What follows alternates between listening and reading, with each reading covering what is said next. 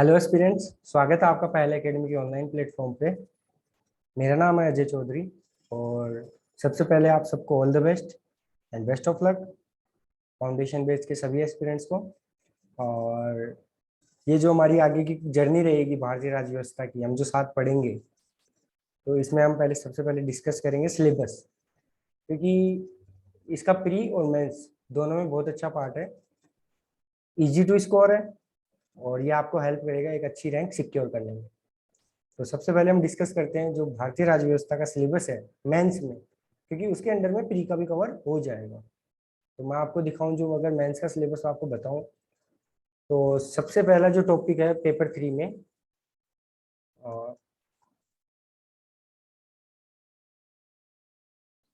excuse me, तो वो है भारत का संविधान, निर्माण, विशेषताएं, संशोधन, मूल ढांचा। यहाँ मैंने अलग से संविधान सभा लिख रखा है, कंफ्यूज मत होना है। ये प्रीलिम्स में अलग से है सिलेबस में, प्री के सिलेबस में। यहाँ जो भी प्री के सिलेबस का होगा मैं एक्स्ट्रा लिख दूंगा। जैसे यहाँ पे मैंने पी लिख रखा है, तो ये सेम जो वैचारिक तत्व है, उद्देशिका है, मूल अधिकार है, राज्य की नीति के निर्देशक तत्व है और मूल कर्तव्य है, ये आपके प्री और मेंस दोनों के सिलेबस का पार्ट है। अब आज का हमारा जो टॉपिक होगा वो होगा भारत का संविधान और उसका निर्माण।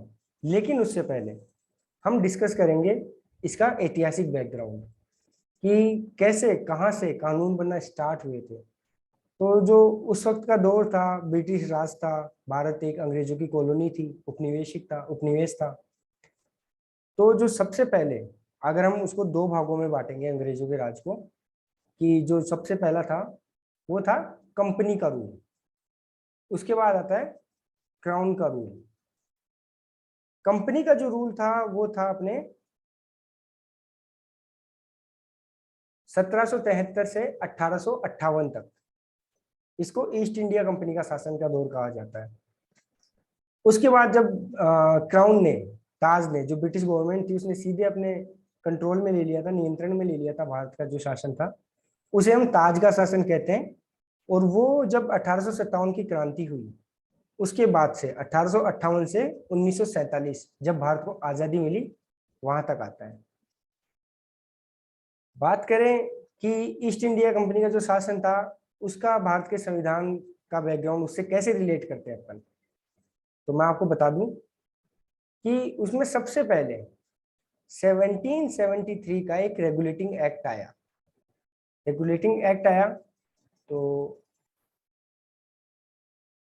1773 से लेके 1853 तक जो ईस्ट इंडिया कंपनी का शासन था, उसमें बहुत सारे रेगुलेटिंग एक्ट और चार्टर एक्ट आए थे। वो हम सारे डिस्कस करेंगे। क्यों? क्योंकि संविधान निर्माण को समझने के लिए इन सबको अच्छे से समझना बहुत जरूरी है। तो जो 1773 का रेगुलेटिंग एक्ट था, इस अधिनियम के द्वारा, इसमें सबसे पहला जो इम्पोर्टेंट पार्ट आता है, जो बहुत बार एग्जाम में, लगभग हर एग्जाम में पूछा जाता है, वो ये है कि इस अधिनियम के द्वारा जो बंगाल का गवर्नर हुआ करता था, उसको बंगाल का अब गवर्नर जनरल कहा जाने लगा। ये ध्यान रखना, पूछ लिया जाता है कि बंगाल का सबसे पहला गवर्नर जनरल कौन था, या फिर उसको कौन से रेगुलेटिंग एक्ट से ये कहा जाने लगा।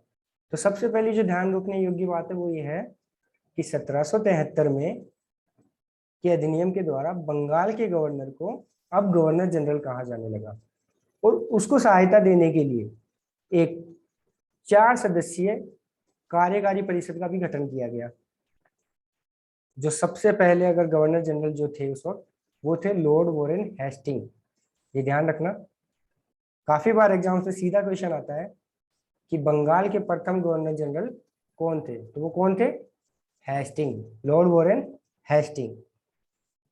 फिर बात करें इसके अगले प्रावधानों की, तो 1773 के रेगुलेटिंग एक्ट के द्वारा मद्रास और बंबई के जो गवर्नर थे, उनको अब बंगाल के गवर्नर जनरल के अधीन कर दिया गया।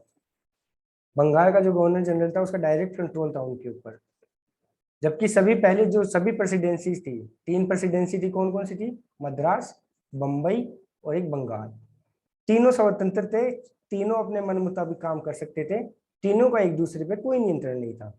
लेकिन जब गवर्नर को, बंगाल के गवर्नर को गवर्नर जनरल कहा जाने लगा, 1773 के रेगुलेटिंग एक्ट से उसको ये पावर दी गई, तो उसके बाद ये दोनों उसके अंडर में आ गए।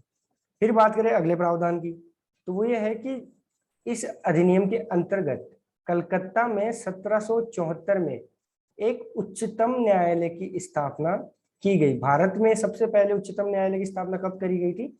1774 में। और किसके अंडर में था? 1773 के रेगुलेटिंग एक्ट के अंडर में। और उसके साथ 3 अन्य न्यायाधीश भी थे। ठीक है। फिर जो ईस्ट इंडिया कंपनी थी, तो कंपनी के कर्मचारी पहले क्या करते थे? खुद का भी व्यापार करते थे अलग से। कंपनी के अंडर में तो वो करते ही थे, खुद का भी व्यापार करते थे। तो इस एक्ट के द्वारा उनको निजी व्यापार करना उनका बंद कर दिया गया। दूसरा क्या करते थे? अब वो उनकी पावर हुआ करती थी, तो पद के कारण वो क्या करते थे? भारतीय या तो उनको रिश्वत के तौर पे उपहार दे दिया करते थे। तो इस एक्ट के द्वारा उनका जो उपहार लेना था वो भी प्रतिबंधित कर दिया गया। तो ये सारी बातें आप ध्यान रखना कि 1773 का जो रेगुलेटिंग एक्ट था उसके द्वारा ये सब उसके प्रावधान थे। गवर्नर को गवर्नर जनरल कहा जाने लगा। प्रथम governor general Lord Warren Hasting था। बंबई और मद्रास के जो गवर्नर थे वो बंगाल के गवर्नर जनरल के अंडर में आने लगे। उच्चतम न्यायालय की स्थापना की गई, कहाँ की गई? कलकत्ता में। और जो कंपनी के कर्मचारी थे उनको भारतीय से उपहार लेना और निजी व्यापार लेना उनका बंद कर दिया गया। 1773 के बाद हम आगे बढ़े तो एक्ट ऑफ जो सेटलमेंट जिसको कहा गया 1781 में आया। ये उसके 10 साल बाद आया, सॉरी 8 साल बाद आया। और इसमें क्या था, जो 1773 में कुछ कमियां रह गई थी, क्योंकि पहली बार रेगुलेटिंग एक्ट बना था तो कुछ कमियां रह गई थी। तो उन कमियों को किससे दूर किया गया? 1781 के एक्ट के द्वारा, जिसको बंगाल व्यवस्था अधिनियम 1781 के नाम से भी जाना जाता है। ध्यान रखना, अगर पूछ ले कि इसका दूसरा नाम आ जाए या आपको क्वेश्चन में इस नाम से पूछ ले, तो आप ध्यान रखना कि जो एक्ट ऑफ सेटलमेंट था 1781 वाला, उसी को बंगाल व्यवस्था अधिनियम के नाम से भी जाना जाता है। इस अधिनियम में क्या हुआ कि भारत में सरकार को सहयोग देने, राजस्व के नियमित संकलन, मतलब राजस्व एकत्रित करना, जो टैक्स होता था, भारतीयों की प्राचीन विधियों परंपराओं को मान्यता, उस पर बल दिया गया। कि उन्होंने कहा कि हमारे जो धर्म से रिलेटेड या संस्कृति से रिलेटेड जो पुरानी हमारी रीतियां थी, रिवाज थे, तो उनको मान्यता देने का और उनको कंजर्व करने का उन्होंने इस अधिनियम में, जो संशोधन अधिनियम था 1781 का, जिसको एक्ट ऑफ सेटलमेंट भी कहा जाता है, ध्यान रखना। तो जैसा कि यहाँ पे मैंने बताया, रेगुलेटिंग एक्ट 1773 में जो अंतर्निहित गंभीर व्यवहारिक दोष थे उसको दूर करना इसका प्रमुख उद्देश्य था। ठीक है। फिर बात करें जो इसका पहला प्रावधान था। इस एक्ट का पहला प्रावधान क्या था कि जो कलकत्ता की सरकार थी उसको बंगाल, बिहार और उड़ीसा के लिए भी कानून बनाने का, विधि बनाने का अधिकार दिया गया। कब दिया गया? जो 1781 का एक्ट ऑफ सेटलमेंट था उसके द्वारा। फिर कलकत्ता की सरकार को विधि बनाने के दो स्रोत प्राप्त हो गए थे। पहला तो अपन ने अभी पढ़ा था, जो रेगुलेटिंग एक्ट था 1773 वाला। ठीक है। तो दूसरा उसको मिला जो एक्ट ऑफ सेटलमेंट से उसको पावर मिली, शक्ति मिली, बंगाल, बिहार और उड़ीसा तीनों दीवानी प्रदेश थे, तो उनके लिए भी अब ये लॉ बना सकता था, कानून बना सकता था। फिर जो गवर्नर की जो जनरल इन काउंसिल हुआ करती थी, तो उसको सर्वोच्च न्यायालय की अधिकारिता से मुक्त कर दिया गया। पहले जो वहाँ सर्वोच्च न्यायालय जो कलकत्ता में, मैंने अभी आपको बताया 1774 में जो बनाया गया, उसके अंडर में गवर्नर की जनरल इन काउंसिल आया करती थी। तो उसको भी फिर जो एक्ट ऑफ सेटलमेंट आया उससे उसको उसकी आधिकारिकता जो थी सर्वोच्च न्यायालय की, उसको उससे मुक्त कर दिया गया। फिर बात करें सर्वोच्च न्यायालय की जो शक्ति थी उसको सीमित किया गया। किससे? एक्ट ऑफ सेटलमेंट से। और उसकी राजस्व अधिकारिता को समाप्त कर दिया गया। पहले राइट था कोर्ट को भी कि वो राजस्व पे कंट्रोल कर सकता था, टैक्स कलेक्शन को कंट्रोल कर सकता था। लेकिन एक्ट ऑफ सेटलमेंट से, क्योंकि गवर्नर को लगने लगा कि मेरी शक्तियां कम है, तो इस ये जो 1781 का जो एक्ट आया, एक्ट ऑफ सेटलमेंट, इससे उस चीज को खत्म किया गया। किसको? सर्वोच्च न्यायालय की शक्ति जो थी उसको सीमित किया गया और राजस्व अधिकारिता को समाप्त कर दिया गया सर्वोच्च न्यायालय को। इसके बाद जो एक और एक्ट आता है वो आता है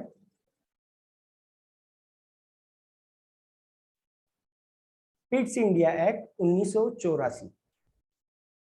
पिट्स इंडिया एक्ट क्या था कि जो कंपनी थी ईस्ट इंडिया कंपनी, उसकी जो व्यापारिक और राजनीतिक गतिविधियां थी, व्यापारिक मतलब जो वो व्यापार करती थी जिसमें पड़ोसी देश भी थे, भारत का व्यापार था, तो उसकी व्यापारिक और राजनीतिक पावर्स, गतिविधियां सॉरी, को अलग अलग कर दिया गया। एक बिल्कुल साफ एक डिवाइडेशन दे दिया कि आपकी व्यापारिक गतिविधियां हैं उनको आप अलग से कीजिए, और राजनीतिक गतिविधियों के लिए एक अलग से हम नियम बनाएंगे और अलग लोग ही उसकी राजनीतिक गतिविधियां संचालित करेंगे। उसी दौरान जो बोर्ड ऑफ कंट्रोल उन्होंने बनाया, बोर्ड ऑफ कंट्रोल को राजनीतिक गतिविधियों पर नियंत्रण हेतु स्थापित किया गया। ये क्वेश्चन पूछ लिया जाता है कि जो बोर्ड ऑफ कंट्रोल था वो कंपनी की कौन सी गतिविधियां कंट्रोल करता था, नियंत्रण करता था।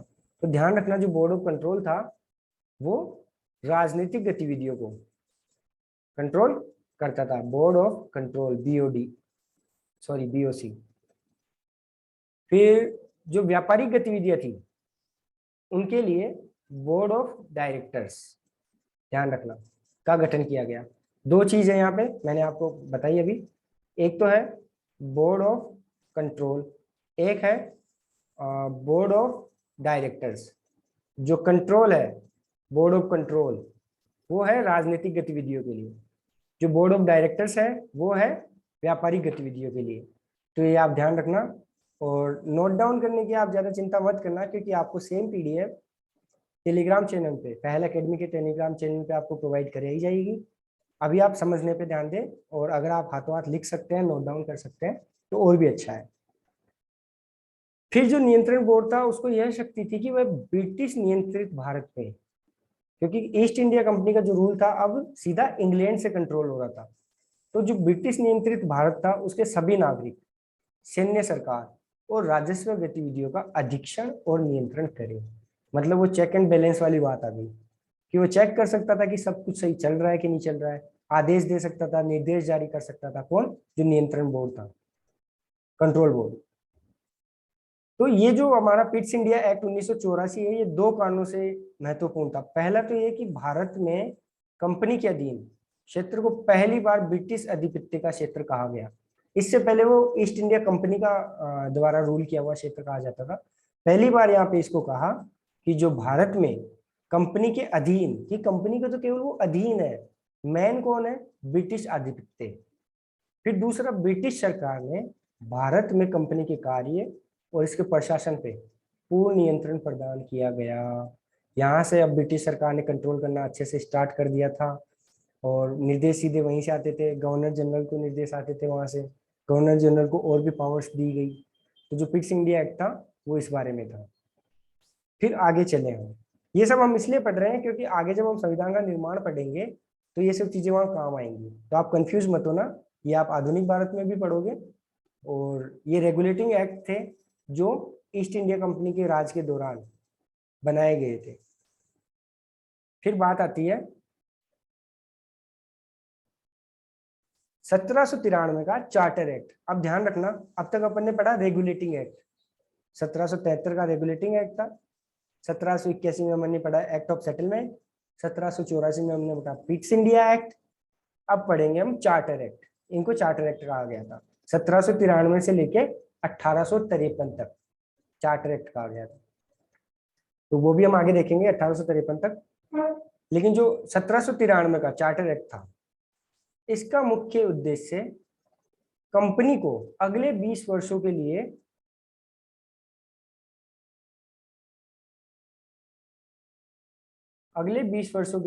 पूर्वी देश कौन से? जो चाइना था उस वक्त, जो भी जैसे इंडिया इंडिया था, अगर हम देखें इंडिया, सॉरी ये मैं रफ मैप बना रहा हूँ, हैंड सही से चल नहीं रहा। तो जो इंडिया था उसके ईस्ट में, ईस्ट यहाँ होता है, तो ये जो ईस्ट वाले पार्ट में जो भी देश थे, यहाँ जो कंपनी व्यापार करती थी, उनको जो व्यापार करने से रिलेटेड, उससे जो रिलेटेड जो कंपनी के अधिकार थे उनका नवीनीकरण करना था। तो कंपनी के अधिकारों को 20 वर्षों के लिए बढ़ा दिया गया। कब से? 1793 से 1813 तक। 1813 का चार्टर एक्ट अभी हम आगे पढ़ेंगे। जो बोर्ड ऑफ कंट्रोल अभी अपन ने डिस्कस किया था पिछली स्लाइड में, तो उसके सदस्य और कर्मचारी, उनका वेतन भारतीय राजस्व से देने का प्रावधान किया गया, जो कि उस वक्त भारतीयों में जो उस वक्त रोष और द्वेष का प्रमुख कारण भी था। भारतीयों ने इसका विरोध भी किया था कि क्यों ब्रिटिश कर्मचारियों को, जो बोर्ड ऑफ कंट्रोल के सदस्य और कर्मचारी थे, उनको भारतीय राजस्व से क्यों वेतन देने का प्रावधान किया गया, जो कि बाद में हटा दिया गया था, लेकिन बहुत लेट हटाया गया था, वो हम आगे बताएंगे आपको। गवर्नर जनरल जो था, उसकी जो कार्यकारिणी के सदस्य थे, उसमें से किसी एक को अब उप प्रधान नियुक्त कर सकता था गवर्नर। क्योंकि क्या होता था, मान लो गवर्नर को कभी कोई काम आ गया, कहीं जाना पड़ गया, या किसी कारणवश वो अपने पद पे नहीं है, तो जिसको उसने उप प्रधान नियुक्त किया है वो गवर्नर की तरह काम करेगा, गवर्नर जनरल की तरह। ध्यान रखना ये बात।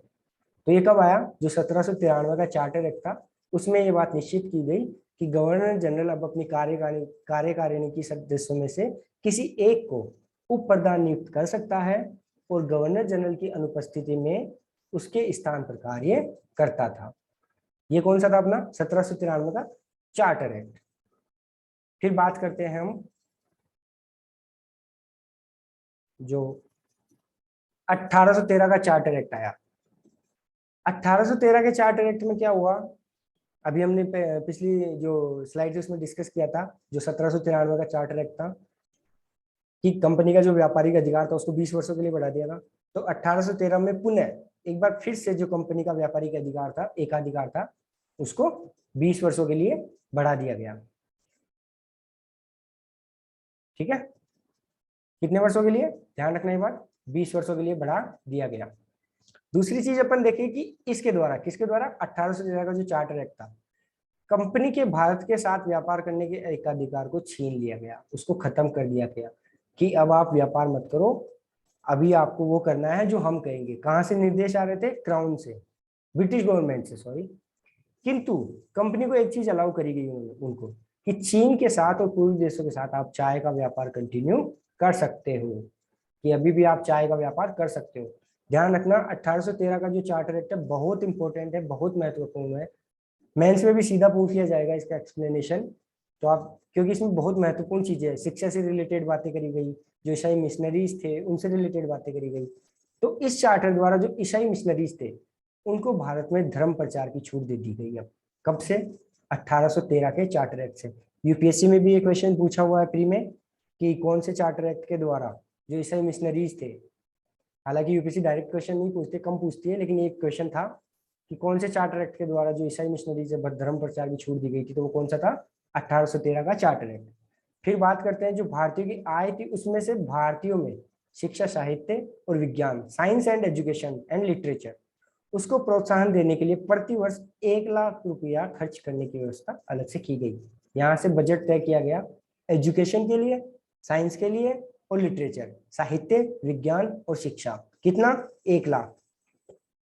ये भी यूपीएससी में क्वेश्चन आया था कि शिक्षा से रिलेटेड निम्न में से कौन कौन से एक्ट है, तो उनमें से एक 1813 का चार्टर एक्ट था ऑप्शंस में, तो ये आप ध्यान रखना और नोट डाउन करते रहना। फिर बात आती है कि इस एक्ट में कंपनी के जो कर्मचारी थे उनको नागरिक और सैनिक सेवाओं के लिए प्रशिक्षण की भी व्यवस्था करी गई। ठीक है, ये बात ध्यान रखना। कौन से एक्ट में, जो 1813 का चार्टर एक्ट था, उसमें कंपनी के कर्मचारी, नागरिक और सैनिक सेवाओं के लिए प्रशिक्षण की व्यवस्था करी गई। अब आपको पता है जब इसमें 20 वर्षों के लिए जब ये बढ़ा दिया गया था कंपनी का फिर से एक अधिकार, व्यापारिक अधिकार, तो अगला जो चार्टर एक्ट आएगा वो आएगा 1833। ये चार्टर एक्ट में सबसे महत्वपूर्ण चार्टर एक्ट है, क्योंकि अभी हम देखेंगे इसके अंदर में बहुत सारी चीजें हुई थी। उस वक्त भी जब ये अधिनियम आया तो बेंथम मैकाले और जेम्स मिल 2 लोग थे, तो उनका एक सिद्धांत है, उन्होंने एक सिद्धांत दिया था, उपयोगितावाद का सिद्धांत। तो उस पर आधारित क्या है, 1833 का चार्टर एक्ट। ये पूछ लेते हैं कि जो 1833 का चार्टर एक्ट था वो किसके सिद्धांतों पर आधारित था, बेंथम मैकाले एवं जेम्स मिल के उपयोगितावादी सिद्धांतों पर। ध्यान रखना ये बात, बहुत महत्वपूर्ण बात। यहाँ पे सबसे इंपॉर्टेंट बात क्या है कि जो अब बंगाल का गवर्नर जनरल था उसको भारत का गवर्नर जनरल कहा जाने लगा, और जो सबसे पहले भारत के गवर्नर जनरल थे वो थे लॉर्ड विलियम बेंटिक। बहुत इंपॉर्टेंट है, ध्यान रखना, पूछ लेते हैं। और बेंटिक एक बहुत अच्छा मतलब इसने काफी सुधार किए थे भारतीय समाज में, वो हम अभी आगे डिस्कस करेंगे, बाकी आप आधुनिक भारत में पढ़ोगे। 1833 के चार्टर एक्ट से ही भारत में कानून बनाने का अधिकार दे दिया गया। किसको? गवर्नर जनरल को, जिसको अब भारत का गवर्नर जनरल कहा जाने लगा। तो भारत में पहली बार केंद्रीयकृत व्यवस्था, सेंट्रलाइजेशन, शक्तियों का केंद्रीकरण स्टार्ट हुआ। ठीक है, पहले बटी हुई थी शक्तियां, हर किसी का अपना अपना रोल था। तो यहाँ से क्या क्या शुरू हुआ? केंद्रीयकृत व्यवस्था स्टार्ट हुई। कौन से 1833 के चार्टर एक्ट से। फिर इसी के द्वारा कंपनी के व्यापारिक अधिकार पूर्णतः समाप्त कर दिए गए। जो अभी चाय का अधिकार, चाय के व्यापार का अधिकार दिया गया था उनको पूर्वी देशों के साथ, भारत के जो पूर्वी देश है, चाइना हो गया, म्यांमार हो गया, तो वो समाप्त कर दिए गए। और उसके साथ ही कंपनी का जो व्यापारिक अधिकार, एकाधिकार था, वो समाप्त हो गया। किससे? 1833 के चार्टर एक्ट से। फिर जो बंबई और मद्रास की परिषद थी, उनकी विधि निर्माण शक्तियों को वापस ले लिया गया, क्योंकि मैंने अभी आपको बताया केंद्रीयकृत व्यवस्था, सेंट्रलाइजेशन, शक्तियों का केंद्रीकरण। तो अब जो शक्तियां थी, वो मैक्सिमम शक्तियां जो भारत का गवर्नर जनरल था, लॉर्ड विलियम बेंटिक, उसको दे दी गई। और जो बंबई और मद्रास की परिषदें थी, उनकी विधि निर्माण शक्तियों को वापस ले लिया गया। ठीक है, 1833 का चार्टर एक्ट पढ़ रहे हैं हम। फिर मेकाले की अध्यक्षता में 1835 में पहला विधि आयोग बना, फर्स्ट लॉ कमीशन। आप आगे पॉलिटी में जब पढ़ोगे, लॉ कमीशन, विधि आयोग। ठीक है, तो जो सबसे पहला विधि आयोग था वो कब बना? वो बना था 1835 में मेकाले की अध्यक्षता में। बहुत इंपॉर्टेंट है ये। फिर इस एक्ट के द्वारा भारत में दासता को अवैध घोषित किया गया। उस जो स्लेवरी होती है, दासता होती है, उसको अवैध घोषित कौन से एक्ट से किया गया था? 1833 के चार्टर एक्ट से। और 1843 में उसका पूर्णतः उन्मूलन कर दिया गया, पूरी तरह से खत्म कर दी गई दासता की जो प्रथा होती थी। ठीक है, तो ये हमने देखे चार्टर एक्ट 1833 तक के। अब हम नेक्स्ट चार्टर एक्ट पे चलते हैं, जो 1853 का है। आप सब ये चीजें रिवीजन कर लेना। मैं फिर से बता रहा हूँ, पीडीएफ आपको टेलीग्राम चैनल पे मिलेगी।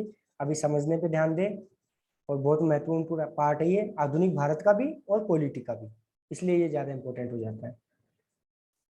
1853 का 1853 का जो चार्टर एक्ट था, एक सेकेंड, ठीक है, 1853 का जो चार्टर एक्ट था, उसके अंतर्गत, अब ये लास्ट चार्टर एक्ट पढ़ रहे हैं हम, ध्यान रखना, इसके बाद के जो भी आएंगे एक्ट, उनको चार्टर एक्ट नहीं कहा गया था, उनको सॉरी, मेरे को अभी टर्म ध्यान नहीं आ रही है, मैं बताऊंगा आपको एक बार उनको। उनको 1853 तक आए चार्टर एक्ट। जो 1861 में आया उसको कहा गया इंडियन काउंसिल एक्ट। तो वहां से फिर 1861 से लेके 1947 तक जो थे, उनको इंडियन काउंसिल एक्ट कहा गया। 1853 का जो चार्टर एक्ट था, उसमें इस अधिनियम के द्वारा जो सिविल सेवक हुआ करते थे, आईएएस हुआ करते थे उस वक्त, इंडियन सिविल सर्वेंट्स, आईसीएस कहा करते थे उनको, तो उनकी भर्ती और चयन हेतु ओपन कंपटीशन, खुली प्रतियोगिता की व्यवस्था की गई। और भारतीयों को भी इस परीक्षा में भाग लेने का अधिकार था, लेकिन ये केवल लंदन में आयोजित होती थी। तो साफ है, लंदन में जब एग्जाम होगी, तो कोई बहुत रिच, बहुत जो अच्छे परिवार से होगा, वही एग्जाम दे पाएगा।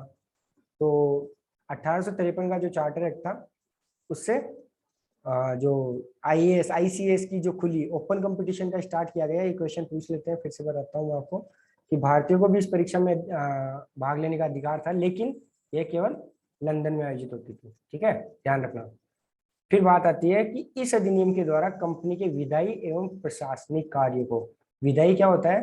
कानून बनाने से संबंधित, विधायिका से संबंधित, प्रशासनिक एडमिनिस्ट्रेशन, जो प्रशासन चलाते हैं, उनके कार्यों को अलग अलग कर दिया गया।